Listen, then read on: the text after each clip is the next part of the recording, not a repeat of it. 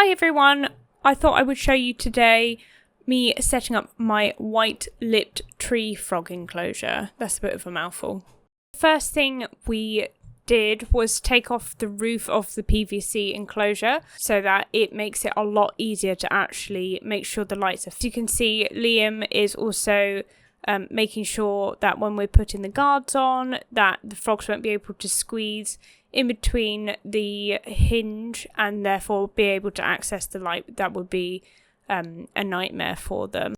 Once we've put all the lighting on, we then put the lid on the right way and made sure that before we screwed anything down that all of the lights did turn on, and I was really happy with my placement. I also checked the UVI reading to make sure that it was within a safe range for them, and also I was really happy with how everything was looking. You can see the LED light is strobing slightly, but once it warmed up it stopped that, so I was quite happy. It wasn't visible to the eye, but sometimes that's why it's quite important to look through your camera as well to see how bad it's flickering. I then put soil down as a substrate. This is the Zoomed Repti soil. I'm using that as a base layer to give a little bit of humidity.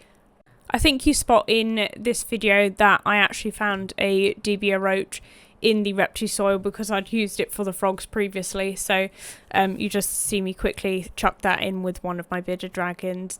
Obviously it was a snack that got away. I've gone for PVC for this enclosure just because frogs require humidity, but also when they are using their water bowl and things like that, I tend to find, especially with this species, which are very energetic and bouncy, they tend to just flip it over or splash water in it as they get in and out. So the PVC is sealed with silicone and there should be no warping or anything like that, and also it should keep humidity in there quite nicely.